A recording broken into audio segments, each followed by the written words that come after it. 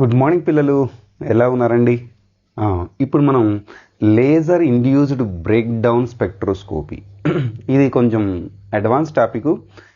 లేజర్స్లలో advance అదే వాళ్ళకి ఇది ఈ బ్రేక్ డౌన్ స్పెక్ట్రోస్కోపీ ఒక ఇన్స్ట్రుమెంటల్ టెక్నిక్ మనకి యూజ్ అవుతుందండి. మీరు ఎవరైనా ఇది చదువుతుంటే సో ఈజీ టెక్నిక్ ఏది మనకి మన రెగ్యులర్గా మనం మెటల్ని డిటెక్ట్ చేయడానికి, అంటే ఎలిమెంట్స్ మెటల్లో ఉన్నటువంటి ఎలిమెంట్స్ డిటెక్ట్ చేయడానికి ఒక చిన్న లేజర్ గన్ లాంటిది, ఒక చిన్న చేతిలో పట్టుకునేటువంటి ఈ laser induced break down spectroscopy తయారు చేసి మన కంపెనీస్లలో వాడుతూ ఉంటారండి. ఓకే, సో మీరు ఎవరైనా ఈ అడ్వాన్స్ టాపిక్ వస్తే భయపడాల్సిన అవసరం లేదు. ఈజీ టెక్నికే. నేను మొత్తం ఈ డెఫినేషన్లోనే మొత్తం స్టోరీ మొత్తం ఉందండి. ఓకే, సో అబ్జర్వ్ చేద్దామా అసలు ఏంటి ఈ టెక్నిక్ అనేది. మనం ఇటు అబ్జర్వ్ చేస్తే నేను ఒక చిన్న డెఫినేషన్ లాగా ఇచ్చాను. So it is a type of atomic emission spectroscopy that utilises the high energy laser pulse. High energy laser pulse use చేశాడంట. అంటే ఎలాంటిది యూజ్ చేశాడంటే ఎన్డియాగ్ లేజర్ మనకి యూజ్ చేశాడండి. ఎన్డియాగ్ లేజర్ యూజ్ చేశాడు మనకి ఇక్కడ. ఓకేనా, ఎన్డియాగ్ లేజర్ యూజ్ చేసి మనకి హై ఎనర్జీ అంటున్నాడు, హై ఎనర్జీ పల్స్ని వాడి మనం ఏం చేస్తున్నాం అంటే శాంపిల్ని అనలైజ్ చేస్తున్నాం లేజర్ వాడి. So energy laser pulse to ablate the sample amount of material from the surface of the sample. అంటే మనం ఏం చేస్తామంటే ఈ లేజర్ని దీని మీద ఫోకస్ చేసాము. డిఫరెంట్ వేవ్ లెంత్లో వాడుకుంటున్నాం. 533 కావాలన్నా, మీకు 1000లో కావాలన్నా మనం ఏం చేస్తామంటే అప్పుడు ఇలాంటప్పుడు ఇక్కడ ఒకటి first harmonic, second harmonic crystals అని ఇక్కడ మనం చిన్నగా వాడుకొని మనం దీన్ని ఏ వేవ్ లెంత్ కావాలంటే ఆ వేవ్ లెంత్ మనం ఫోకస్ చేయొచ్చండి. అవునా, ఫోకస్ చేసిన తర్వాత క్రియేటింగ్ ఏ ప్లాస్మా అంటే ఏమంటున్నాడు ఇక్కడ, ablate the sample amount from the material అంటున్నాడు. అంటే మనం ఏం చేస్తామంటే ఇక్కడ చిన్న ఫోకస్ చేసి ఇంకా స్ట్రాంగ్ ఈ లెన్స్లో యూజ్ ఏంటంటే మనం దాన్ని ఏరియాని తగ్గించవచ్చు. మనం అంటే శాంపిల్ మీద పడుతున్నట్టు ఏరియాని తగ్గించవచ్చు. ఇది పల్స్డ్ లేదరండి, ఒకటేసారి అంటే టిక్ అనుకుంటే పల్స్ వస్తుంది, కంటిన్యూస్గా ఫోకస్ అవ్వదు. ఆ పల్స్ పడినప్పుడు ఎన్ని నానో సెకండ్స్లో పడుతుంది, చాలా తక్కువ టైంలో పడుతుంది, నానో సెకండ్స్లోనే పడుతుంది. ఇది పడినప్పుడు మనం ఏమవుతుందంట, సో ఇది అబ్లేట్ చేస్తుంది అంటే మెటీరియల్ని కొంచెం తీసేస్తుంది. అంటే మెటీరియల్ని తీసేస్తుంది అంటే అర్థం ఏంటి, ఆ మెటీరియల్ని హీట్ చేస్తుంది. హీట్ చేయడం వల్ల ఆ మెటీరియల్ ఫస్ట్ మెల్ట్ అయ్యి ఆ మెటీరియల్ మెల్ట్ అయ్యి ఎవాపరేట్ అయిపోతుందండి. ఎవాపరేట్ అవుతుంది అంటే ఆ పర్టికులర్ పొజిషన్లోనే. మనం ఒక శాంపిల్ని పెద్ద రీజన్ తీసుకున్నాం అనుకోండి, ఈ చిన్న రీజన్లోనూ మాత్రమే అది హీట్ చేసి తీసుకెళ్తుంది. అంత పవర్ ఉంటుందంట మనకి. ఓకే, ఎన్డియాగ్ లేజర్ వల్లనే అవుతుంది అది. వేరే మీరు చదువుతున్నటువంటి కార్బన్ డైఆక్సైడ్ కానీ, మీరు చదువుతున్నటువంటి హీలియం నియాన్, రూబీ లేజర్ ఇవి కాకుండా ఎన్డియాగ్ లేజర్ పవర్ఫుల్ లేజర్ అనండి.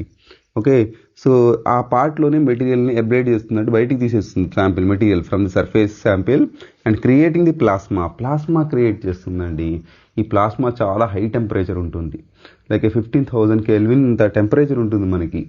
ఓకే, సో ఈ ప్లాస్మాలో ఏముంటాయి, అయాన్స్ ఉంటాయి, మనకి ఆటమ్స్ ఉంటాయి. ఓకే, సో ఇవన్నీ ఎవాపరేట్ అయిన తర్వాత సిచ్యువేషన్ చెప్తున్నా అండి. ప్లాస్మా అయితే క్రియేట్ అయింది.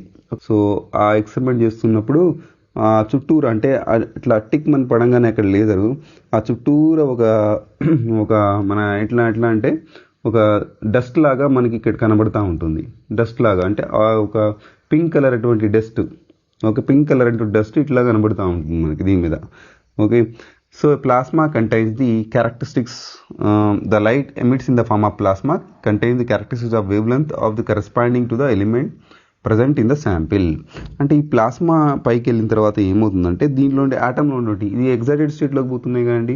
అన్ని ఆటమ్స్లో ఉన్నటువంటి డిఫరెంట్ లెవెల్లో ఉన్నటువంటి ఎలక్ట్రాన్స్ మళ్ళీ కిందికి వస్తాయండి. ప్లాస్మా లోపల కిందికి వస్తున్నప్పుడు ఇది ఒక లైట్ని ఎమిట్ చేస్తుంది. ఆ లైటు ఈ లెన్స్లో నుంచి ముందుకెళ్ళిపోయి ఇప్పుడు స్పెక్ట్రోమీటర్ మీద పడుతుంది.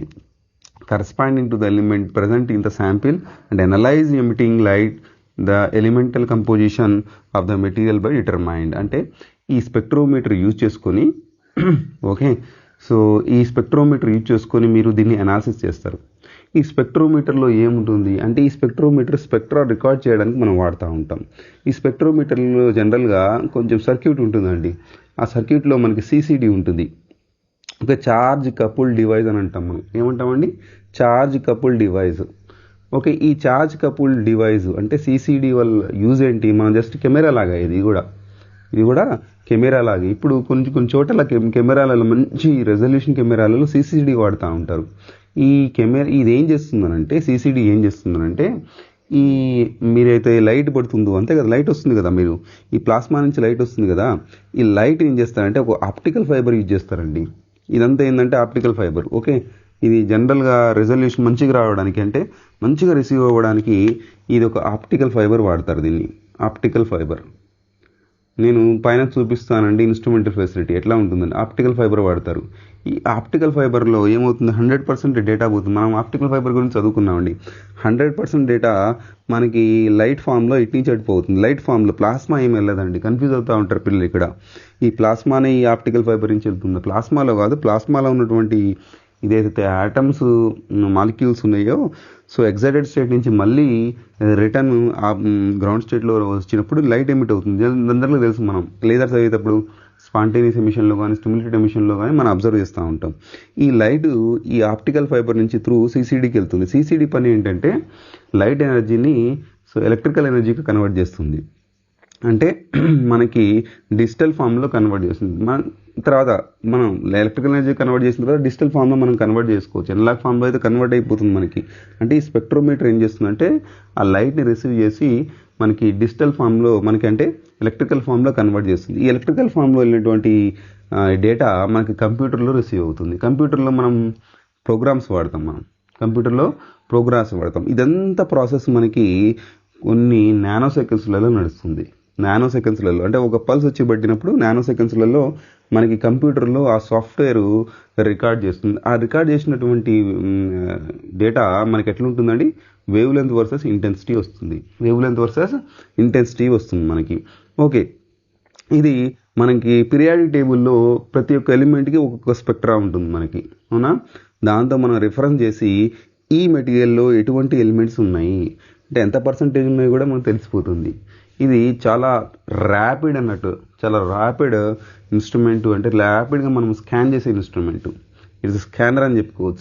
సింపుల్గా మనం బార్కోడ్ రీడర్ మనం హ్యాండ్లో పెట్టుకొని మన సూపర్ మార్కెట్లలో బార్కోడ్ రీడ్ చేస్తాం కదా, అదేవిధంగా కూడా ఇది సేమ్ ర్యాపిడ్గా మనకి స్కాన్ చేస్తుంది ఎలిమెంట్స్ని. అంటే అక్కడే మనం ఇంత పెద్ద సెటప్ కాకుండా ఒక చిన్న మనం బార్కోడ్ రీడింగ్ లాంటిది ఎట్లా పెట్టి మనం ఎట్లా అంటే పైన స్క్రీన్లోనే మనకి ఎలిమెంట్స్ కనబడుతూ ఉంటాయి. అంటే సిపియూని కూడా దాంట్లోనే అడ్జస్ట్ చేస్తారు, స్పెక్ట్రోమీటర్ని కూడా దాంట్లోనే అడ్జస్ట్ చేస్తారు మనకి. సో అన్నీ కూడా దాంట్లో అడ్జస్ట్ అయి ఉంటాయి మనకి. అంటే దాంట్లో చిన్న బాక్స్లలో మనకి పోర్టబుల్ మనకి అరేంజ్మెంట్ చేస్తారు. ఎప్పటికప్పుడు మనం ఒక పెద్ద మెటల్ తీసుకున్నాం అనుకోండి, మనం ఇల్లు కడుతున్నప్పుడు ఒక రాడ్ తీసుకున్నాం అనుకోండి బీమ్ కోసం, మనం ఆ రాడ్ క్వాలిటీ ఫైండ్ అవుట్ చేయాలంటే జస్ట్ ఇట్లా పెట్టి స్కాన్ చేస్తే దాంట్లో ఉన్నటువంటి హైయెస్ట్ ఎలిమెంట్స్ ఏమున్నాయో మనకి అన్ని కంపోజిషన్లు తెలిసిపోతాయి. ఓకే, ఈ విధంగా మనకి చిన్నగా మనం చేసుకోవచ్చు. ఓకేనా? సో ఈ ప్రాసెస్లో మనం మేజర్గా గుర్తుపెట్టుకోవాల్సింది ఏంటంటే మనం ఏదైతే హీట్ చేస్తున్నామో ఆ material that is called NDR laser అండి. ఒక నియోడియం, ఎట్రియం, అల్యూమినియం గార్నెట్ అంటాం దీన్ని. ఒక నియోడియం లేజర్ ఒకటి మెయిన్ మేజర్ పార్ట్. ఇంకొకటి శాంపిల్ని హీట్ చేసినప్పుడు ప్లాస్మా వస్తుంది.